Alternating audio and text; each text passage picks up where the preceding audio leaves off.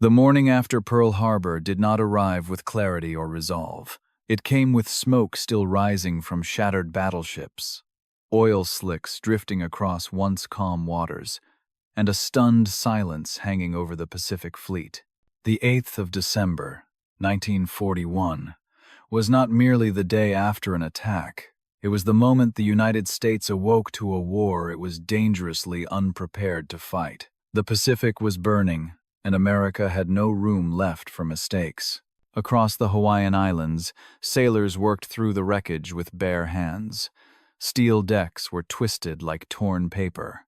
The USS Arizona was a grave beneath the waterline, its crew entombed in darkness. What remained of America's Pacific power looked broken, humiliated, and exposed. For Japan, the strike had been swift and precise. For the United States, the consequences were existential. The question was no longer whether America would fight, but whether it could survive the opening moves of a war spanning half the globe. Thousands of miles away, in Washington, the shock hardened into urgency. President Franklin D. Roosevelt needed more than retaliation. He needed control. He needed someone who could rebuild a shattered fleet while the enemy was still advancing, island by island, across the Pacific. The war would not be won with speeches or symbolism. It would be won with discipline, intelligence, and decisions made far from applause. Within days, a quiet admiral from Texas was summoned to shoulder that burden. When Chester W. Nimitz arrived in Pearl Harbor later that month, he did not deliver fiery speeches or promise swift revenge. What he saw instead was ruin on a scale few commanders in American history had ever inherited. Battleships lay sunken. Aircraft were destroyed on the ground. Experienced crews were dead or wounded. Morale was shaken.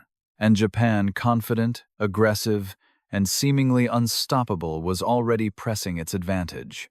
Nimitz assumed command of the U.S. Pacific Fleet, knowing one truth above all others. There would be no margin for error. Every ship lost, every pilot wasted, every misjudged engagement would push America closer to defeat. Unlike the European theater, there were no allies here to absorb early failures. The Pacific War would be fought across vast distances, with limited resources, against an enemy that had planned for this moment for years. Standing on the docks at Pearl Harbor, Nimitz did not see only destruction. He saw a test of leadership under absolute pressure. The United States Navy was wounded but not dead. Carriers still floated, submarines still prowled, and somewhere within the chaos, there was still time to think. This was not a war that would be won quickly. It would be a war of attrition, calculation, and nerve. And from this moment forward, the fate of the Pacific would rest not on loud declarations, but on the quiet judgment of a man who understood that strategy, not fury, would decide the outcome. The Pacific was burning, and Chester W. Nimitz had just taken command of the fire. He wasn't loud. He wasn't flashy, and that almost made him invisible. In an era defined by towering personalities and theatrical commanders, Chester William Nimitz did not fit the mold of a wartime hero. There was no booming voice, no taste for public drama, no appetite for personal glory. He spoke softly, listened carefully, and carried himself with a calm that some mistook for hesitation. In the unforgiving hierarchy of the U.S. Navy, where confidence was often confused with command, this quiet Texan was easy to overlook. Nimitz's story did not begin in the corridors of power or the academies of influence. He was born in 1,885 inches, Fredericksburg, Texas, a small German-American town far removed from the oceans he would one day dominate. His father died before he was born, leaving his mother to raise him with discipline, restraint, and a deep sense of responsibility. From an early age, Nimitz learned to measure his words, to observe before acting, and to rely on preparation rather than bravado traits that would define his leadership decades later. When Nimitz entered the U.S. Naval Academy at Annapolis, he was not considered exceptional. He was competent, steady, and methodical, but rarely spectacular.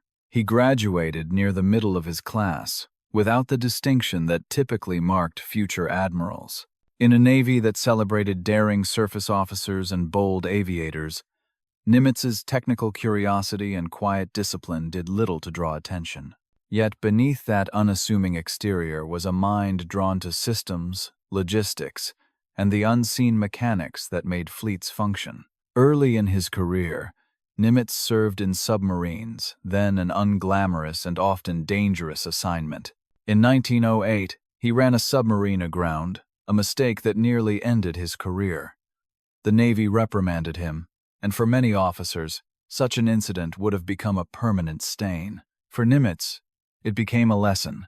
He absorbed responsibility without excuse, studied the failure, and moved forward with a deeper respect for preparation and risk. He did not seek redemption through spectacle. He sought it through competence.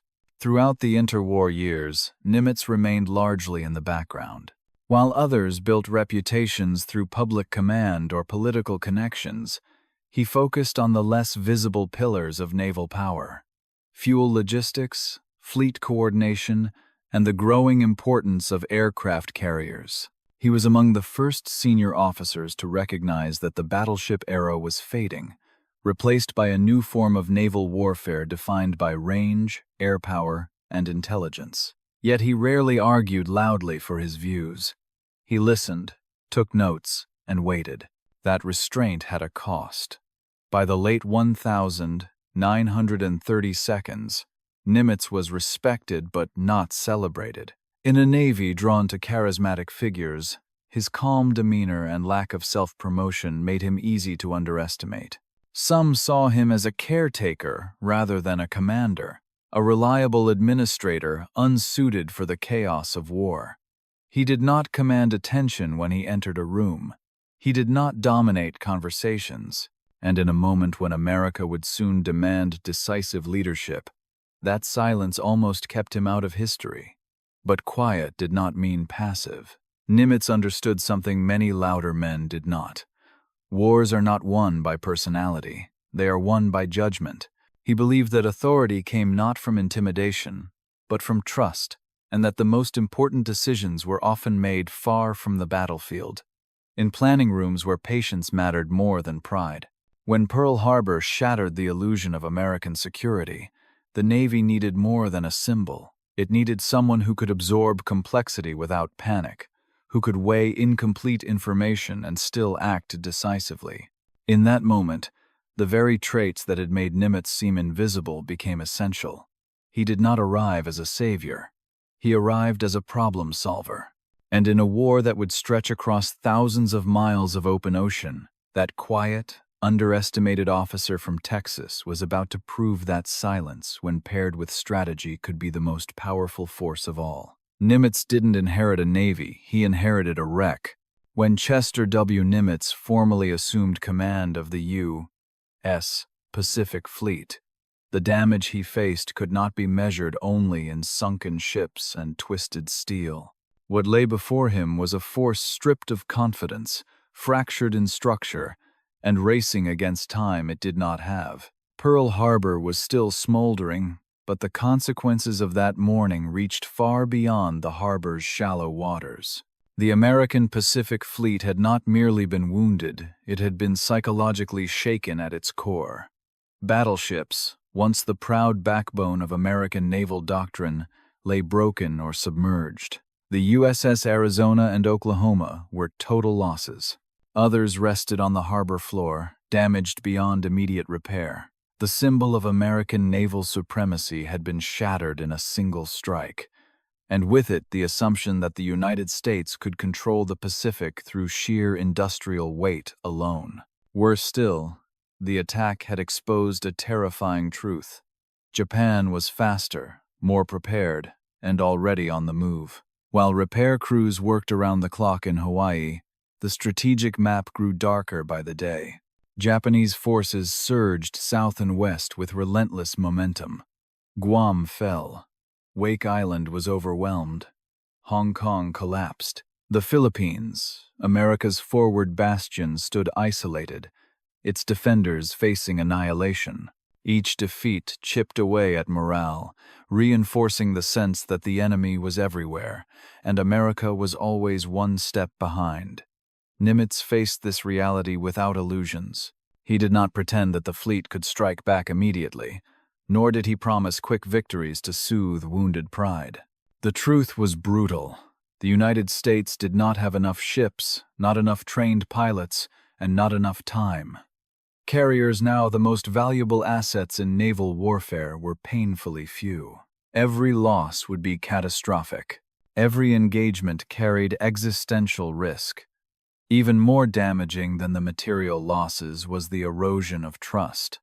Sailors questioned whether their leaders truly understood the nature of the war they were now fighting.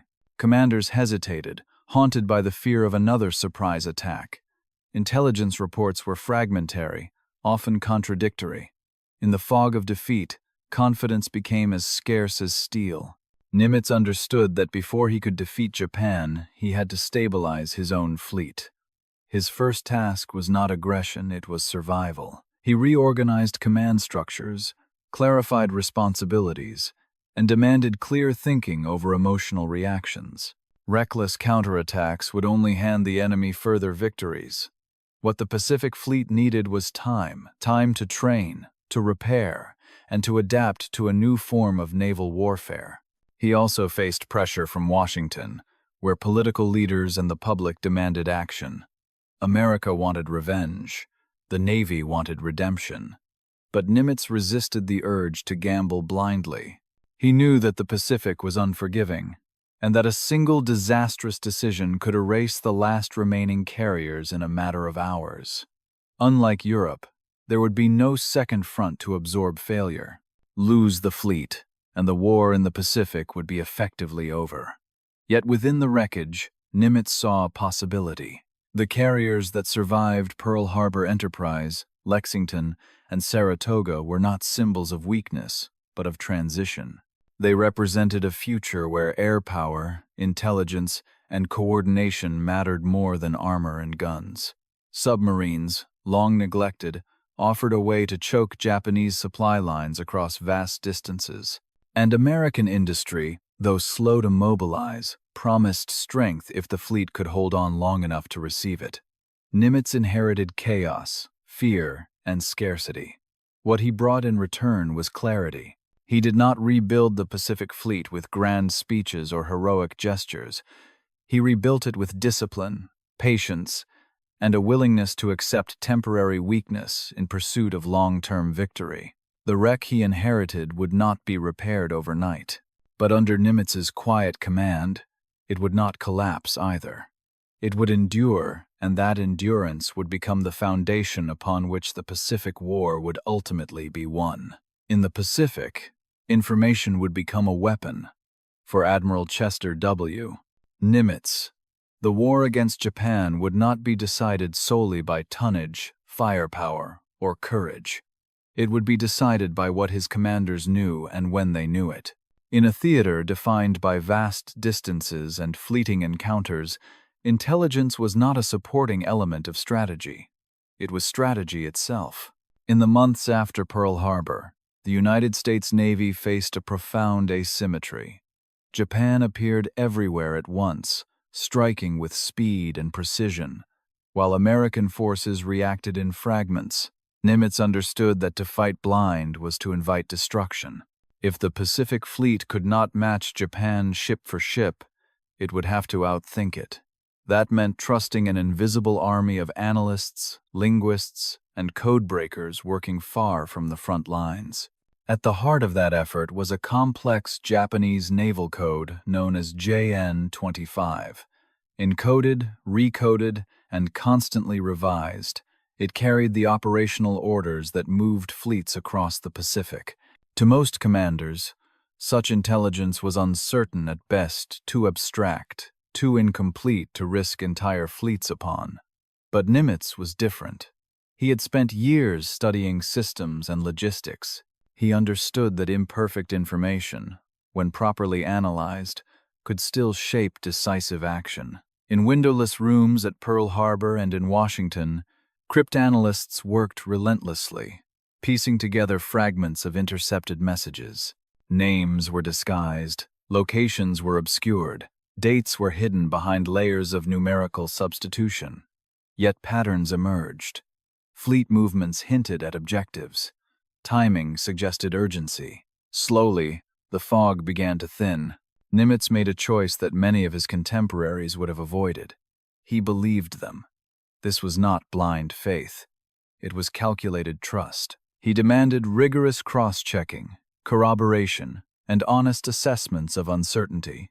But once convinced, he acted. In doing so, he elevated intelligence from advisory input to operational foundation. Ships would sail not just on orders, but on insight. The risk was immense. If the codebreakers were wrong, the consequences would be catastrophic. A fleet sent to the wrong coordinates would find empty ocean, or worse, an enemy lying in wait. In a war where the United States could not afford decisive losses, betting on intelligence required extraordinary restraint and confidence. Yet Nimitz understood that hesitation carried its own danger. Japan's advantage lay in momentum. Intelligence offered a way to disrupt it. This approach reshaped the culture of the Pacific Fleet. Intelligence officers were no longer background figures. They were brought into planning rooms. Their assessments weighed alongside operational proposals. Commanders were taught to ask not only where the enemy might be, but why. What was Japan trying to protect? What did its movements reveal about its fears? In this environment, information became leverage. Submarines were repositioned to intercept supply routes. Carriers maneuvered to strike at moments of vulnerability. Even defensive decisions were informed by insight rather than instinct. The Pacific War began to shift from reactive to anticipatory. Nimitz's reliance on intelligence also reflected his broader leadership philosophy. He did not believe in infallibility. He believed in preparation. By acknowledging uncertainty and still acting decisively, he created a command culture that valued learning over pride. Mistakes were analyzed, not concealed. Data was refined, not dismissed. This quiet revolution would soon be tested. Intelligence would point toward a decisive confrontation, one that could either reverse the course of the war or destroy what remained of America's naval power. When that moment arrived, Nimitz would once again place his trust not in instinct or tradition, but in information. In the Pacific, knowledge would guide fleets, and those who mastered it would control the ocean. It wasn't luck. It was preparation disguised as chance. By the spring of 1942, the war in the Pacific had reached a fragile equilibrium. Japan still held the initiative, its carrier forces undefeated, its commanders confident after months of uninterrupted victories. For the United States, survival had replaced ambition. Every operation was weighed against the fear of losing the few carriers that remained. And yet, beneath that surface caution, Admiral Chester W. Nimitz was preparing to do something audacious, something that, if it failed, could end the Pacific War before it truly began. The stage was Midway Atoll, a tiny outpost of coral and airstrips in the Central Pacific. To the Japanese High Command, Midway was a trap one designed for the Americans. By seizing it, Japan hoped to draw out the remaining U.S. carriers and destroy them in a single decisive battle. What Japan did not know was that its own plan had been exposed. Through painstaking work on the JN-25 code, American intelligence had identified Midway as the target. The pieces were incomplete, but the pattern was unmistakable. For Nimitz, this intelligence presented both an opportunity and a nightmare. He could avoid the trap, preserve his fleet, and continue fighting defensively, or he could turn the trap inside out. To do so would require absolute precision, flawless timing, and the willingness to risk everything on information that was still, by its nature, imperfect. This was not a gambler's impulse. It was a strategist's calculation. Nimitz chose to fight. He assembled what little he had: The carriers, Enterprise and Hornet, hastily repaired and undermanned, would form the core of the striking force. The Yorktown, damaged in the Battle of the Coral Sea, was rushed through repairs that would normally take months. In just 72 hours, American dockworkers made her seaworthy. She would sail with scars still visible, a symbol of how thin the margin truly was. The plan was deceptively simple. American carriers would position themselves northeast of Midway, beyond the expected approach of the Japanese fleet. When the enemy struck the island, U.S. aircraft would launch at the moment of maximum vulnerability, when Japanese flight decks were crowded with fueled and armed planes. If the timing was right, the result could be catastrophic for Japan. If it was wrong, America's carriers would be exposed and destroyed in succession. As the battle unfolded in early June 1942, chaos reigned. American torpedo squadrons attacked first, flying low and slow into a storm of anti-aircraft fire. Many were annihilated without scoring a single hit. To observers, it looked like another disaster bravery squandered against overwhelming odds. But those sacrifices were not in vain. They drew Japanese fighters down to sea level, leaving the skies above the carriers briefly unguarded. Then, in a matter of minutes, the war changed. Dive bombers from Enterprise and Yorktown emerged from the clouds, almost by accident, at precisely the right moment. Below them, Japanese carriers were caught in the worst possible configuration. Decks crowded with aircraft, fuel lines exposed, bombs stacked and unsecured. The strikes were devastating. One by one, Japan's carriers erupted in flame. In less than 5 minutes, the backbone of the Japanese carrier force was fatally wounded. To the world, the outcome seemed miraculous. To Nimitz, it was the result of preparation, discipline, and trust in intelligence. He had not relied on chance. He had created conditions where chance could work in his favor. Every decision, from carrier placement to repair schedules, had been shaped by foresight rather than impulse. Midway did not end the war, but it ended Japan's strategic freedom. The myth of Japanese invincibility was shattered. The initiative shifted, quietly but permanently, to the United States. At Midway, Nimitz proved that wars are not won by boldness alone. They are won by those willing to risk everything, only after they have done the work to make that risk count. For the first time, Japan could be beaten. The aftermath of Midway rippled far beyond the wreckage of burning carriers and oil-slicked seas. What had been destroyed in those decisive hours was not merely a fleet, it was an idea. For months, the Imperial Japanese Navy had advanced across the Pacific with an aura of inevitability, its victories reinforcing a belief shared by allies and enemies alike. Japan could not be stopped. Midway shattered that illusion. Before June 1942, Japanese commanders believed they had mastered naval warfare. Their pilots were experienced, their tactics refined, their confidence absolute. The attack on Pearl Harbor had not only crippled American naval power, it had stunned the American psyche. Each subsequent victory reinforced the sense that Japan was operating on a different level of speed, coordination, and skill. To many observers, the question was not if Japan would dominate the Pacific, but how far its advance would go. Midway changed that calculus overnight. The loss of 4 fleet carriers, Akagi, Kaga, Soryu, and Hiryu, was a blow from which Japan would never fully recover. These were not interchangeable assets. Each carried veteran aircrews, finely tuned command structures, and years of accumulated experience. Unlike the United States, Japan lacked the industrial capacity to replace them quickly. Even more damaging was the loss of trained pilots, men whose skills could not be mass-produced. Nimitz understood the significance immediately. This was not a tactical victory to be exploited hastily.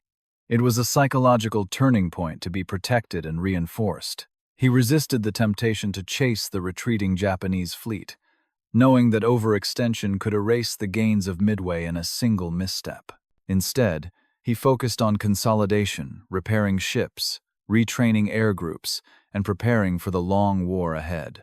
Across the Pacific, the impact was profound. Japanese planners, once aggressive and confident, became cautious. Operations were delayed. Risks were recalculated. The flawless execution that had defined the early months of the war began to fracture under doubt. For the first time, Japanese commanders had to consider the possibility of defeat, and that uncertainty would haunt every major decision that followed. On the American side, the shift was equally dramatic. Sailors who had once fought defensively now believed they could win. The fear that had gripped the fleet after Pearl Harbor gave way to cautious confidence. Training intensified, not out of desperation, but purpose. The Pacific Fleet was no longer merely surviving. It was learning how to fight on its own terms. Nimitz played a critical role in shaping this transition. He understood that morale could be as dangerous as fear if left unchecked. Victory could breed complacency just as easily as defeat bred paralysis. He emphasized discipline, reminding his commanders that Midway was an opportunity, not an ending. Japan was wounded but still dangerous. The war would demand patience, endurance, and restraint. The myth of invincibility had been broken, but the reality of war remained brutal. Japan still held vast territories. Its forces were deeply entrenched across island chains that would soon become killing grounds. Breaking the psychological barrier did not eliminate the cost, it merely clarified the path forward. From this moment on, the Pacific War would no longer be defined by surprise and panic. It would be defined by attrition and choice. Every engagement would now carry a new assumption. Japan could be defeated. That belief, earned, fragile, and hard-won, became one of Nimitz's greatest weapons. It transformed a shattered fleet into a determined force, and marked the moment when the tide of the Pacific War began, quietly but irrevocably, to turn. Why take every island when you can strangle them instead? As the momentum of the Pacific War slowly shifted after Midway, Admiral Chester W.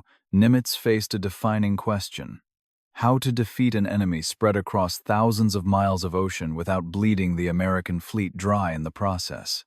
Japan's island empire was vast, fortified, and designed to force any attacker into a series of costly frontal assaults. To attack every stronghold would mean years of grinding warfare and casualties on a scale the United States could not sustain. Nimitz chose a different path. Rather than confronting Japan's defenses head-on, he embraced a strategy of subtraction, what would later be known as island hopping. The concept was deceptively simple. Bypass heavily defended islands, seize key positions instead, and sever supply lines that kept enemy garrisons alive. Isolated, cut off from reinforcements and resources, Japanese forces would wither in place, neutralized without the need for direct assault. This was not a strategy born of caution alone. It was a recognition of geography and logistics. In the Pacific, distance was both a curse and a weapon.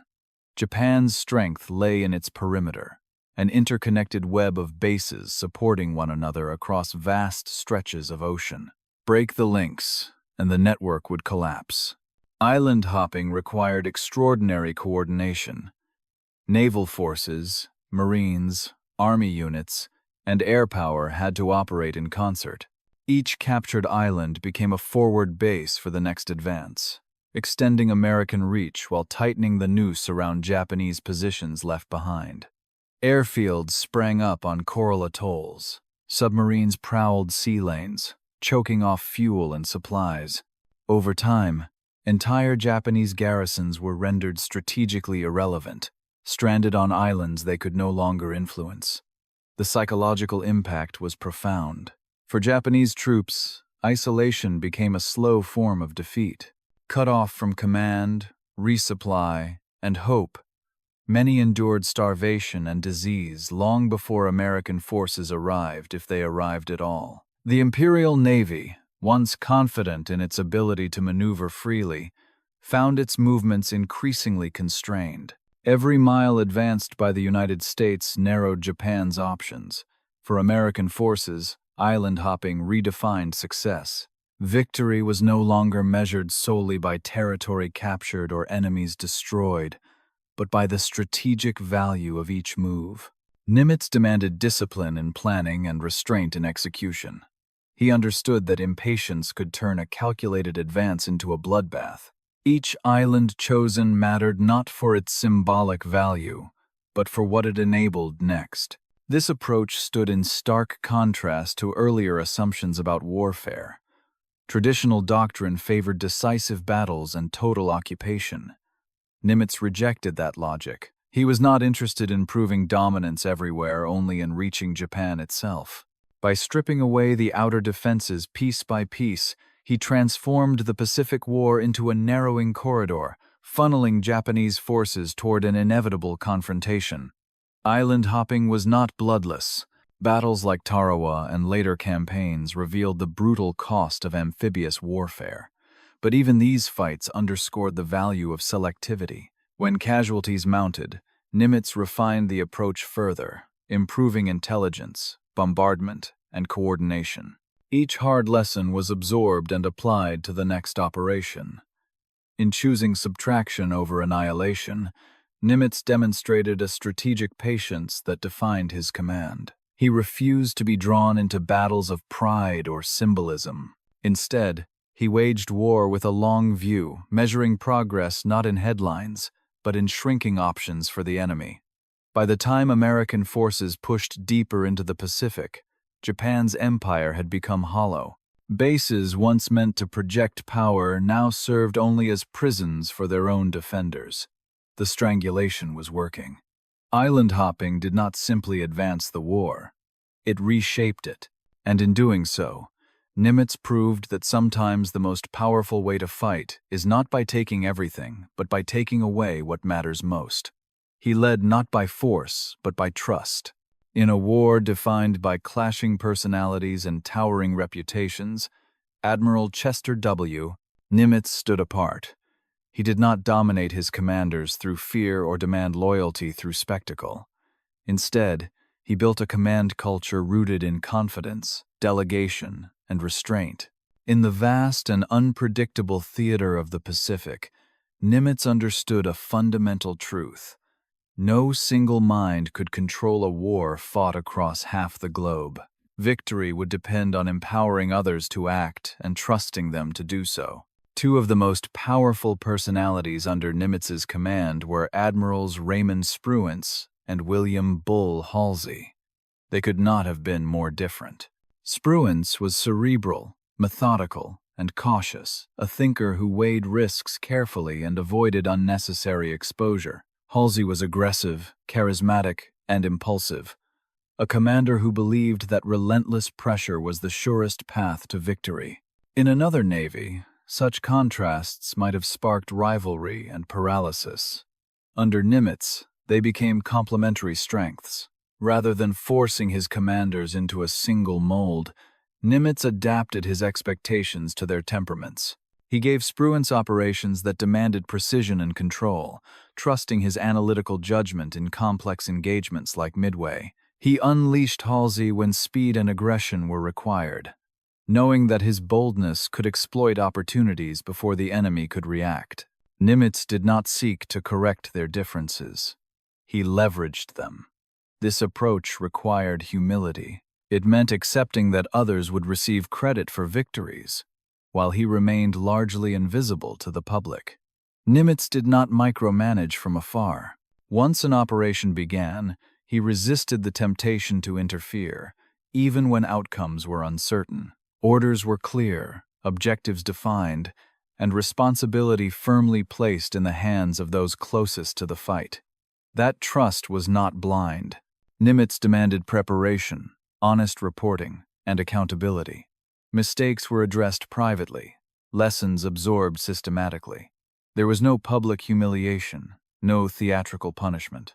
By shielding his commanders from political pressure and media scrutiny, he created an environment where initiative could flourish without fear of scapegoating. The contrast with enemy leadership was stark. Japanese command culture often discouraged dissent and punished failure harshly. Decisions flowed rigidly from the top, leaving little room for adaptation once plans were set in motion. Nimitz's command, by contrast, encouraged flexibility. Subordinates were expected to think, not merely execute. When conditions changed, as they often did in the Pacific, American commanders could respond with speed and creativity. This philosophy paid dividends across the war. As operations grew in scale and complexity, decentralized command became essential. Fleets operated independently across thousands of miles, coordinating strikes, landings, and logistics in real time. Nimitz's willingness to delegate authority allowed the Pacific Fleet to function as a dynamic system rather than a rigid hierarchy. Perhaps most telling was how Nimitz handled success. He did not claim victories as personal achievements. Public praise was directed toward his commanders and their crews. When operations faltered, he absorbed responsibility, shielding subordinates from blame. This quiet integrity strengthened loyalty and cohesion throughout the fleet. In an age that celebrated bold personalities, Nimitz demonstrated that ego was not a prerequisite for command. His leadership was not enforced, it was earned. By trusting others to lead, he multiplied his own effectiveness. In the end, Nimitz's greatest strength was not his intellect or experience, but his character. He proved that authority grounded in trust could outperform authority imposed by force. And in the unforgiving arena of the Pacific War, that trust became one of America's most decisive advantages. Every mile forward was paid in blood. By 1945, the strategic brilliance of the Pacific Campaign could no longer be separated from its human cost. The island-hopping strategy had narrowed the distance to Japan itself, but the closer American forces drew to the home islands, the more ferocious the resistance became. At Iwo Jima and Okinawa, the war revealed its most brutal form, a grinding test of endurance, morality, and command. Iwo Jima was small, volcanic, and seemingly insignificant. Yet its location made it vital. Capturing the island would provide emergency landing fields for B-29 bombers returning from raids over Japan. For Nimitz, the logic was clear. For the men sent ashore in February 1945, the reality was unimaginable. Japanese defenders, entrenched deep underground, turned the island into a fortress of tunnels, bunkers, and concealed artillery. The traditional naval bombardment that had preceded earlier landings proved ineffective against an enemy that refused to fight on the surface. The battle devolved into close-quarters combat of extraordinary violence.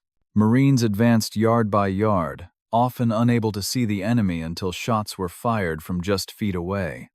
Casualties mounted at a pace that shocked even seasoned commanders. By the time Iwo Jima was secured, nearly 7,000 Americans were dead, and tens of thousands more wounded. For Nimitz, the victory was operationally sound, but morally unsettling. Okinawa would be worse. As the last major stepping stone before Japan, Okinawa represented both strategic necessity and looming catastrophe. Japanese forces defended the island with a doctrine of total resistance, aiming not to win, but to inflict maximum casualties. Kamikaze attacks swarmed the American fleet in unprecedented numbers, turning ships into floating infernos. Sailors fought fires and flooding under constant threat, knowing that survival often depended on chance. On land, the fighting was relentless. Rain turned the battlefield into mud. Progress was slow, and every advance was contested. Civilian casualties added another layer of tragedy. As Okinawan non-combatants were trapped between opposing forces, many coerced into suicide or caught in the crossfire. The line between military necessity and humanitarian disaster blurred beyond recognition. Nimitz understood the implications with painful clarity. Each island taken brought the United States closer to Japan, but at a cost that threatened to become unacceptable. Reports from the front forced him to confront the ethical dimension of command. Strategy could justify objectives. It could not erase suffering. Yet retreat was not an option. The sacrifices at Iwo Jima and Okinawa underscored a grim truth. An invasion of the Japanese home islands would be exponentially worse. Hundreds of thousands, perhaps millions, could die on both sides. For Nimitz, these battles were not merely victories. They were warnings. As the war neared its end, the weight of command bore heavily on him. He did not celebrate triumph with ease. Instead, he reflected on the cost paid by those who would never return. The Pacific War was being won, but it was leaving scars that no victory parade could heal. Every mile forward had indeed been paid in blood. And for the quiet admiral who had guided the campaign with patience and restraint, the final stages of the war demanded not only strategic judgment, but moral reckoning. He didn't seek glory, but history found him anyway. When the guns finally fell silent in 1945, Admiral Chester W. Nimitz emerged from the Pacific War not as a conqueror basking in triumph, but as a man carrying the full weight of what victory had cost. Unlike many wartime figures, Nimitz did not attempt to transform success into personal legend. He returned to peace with the same restraint that had defined his command, quiet, deliberate, and deeply aware that wars are remembered not only for how they are won, but for what they leave behind. After the war, Nimitz played a decisive role in shaping the future of the United States Navy. As Chief of Naval Operations, he faced a new battlefield, the Cold War. The enemy was no longer fleets clashing at sea, but ideology, deterrence, and the threat of nuclear annihilation. It was here that Nimitz's legacy truly took form, not through battles fought, but through doctrines built. He became one of the earliest and most influential advocates for a modern, technologically driven navy. Nimitz understood that air power, submarines, and intelligence would define future conflicts far more than sheer numbers of battleships. His support for nuclear propulsion and carrier-based strategy helped lay the foundation for the U.S. Navy's dominance throughout the second half of the 20th century. The principles he championed, flexibility, decentralized command, trust in capable subordinates, became cornerstones of American naval doctrine. Perhaps most importantly, Nimitz left behind a model of leadership that contrasted sharply with the stereotype of the loud, forceful commander. He proved that authority does not require ego, and that calm decision-making can coexist with immense responsibility. Officers trained under systems influenced by Nimitz were encouraged to think independently, adapt quickly, and place mission success above personal recognition. This cultural shift would echo through generations of naval leaders. Outside uniform, Nimitz remained a respected voice rather than a political figure. He served as an elder statesman, advising quietly, avoiding spectacle, and consistently honoring those who had served under him. His legacy was not carved through speeches or self-promotion, but through institutions, doctrines, and the people he shaped. The lesson of Nimitz's life is deceptively simple and profoundly rare. True leadership is not about being seen, it is about being trusted. In moments of crisis, the loudest voice is not always the strongest. Sometimes, the leader who changes history is the one who listens, calculates, and acts without demanding applause. Chester W. Nimitz did not seek glory. He sought responsibility, and in doing so, he helped shape not just the outcome of a war, but the course of a century. If you value stories like this, stories that go beyond battles and explore the minds that shaped history, subscribe to the channel. Share your thoughts in the comments. Do you believe quiet leaders are underestimated today? And if this documentary added depth to your understanding of history, let us know. Your engagement helps keep these stories alive.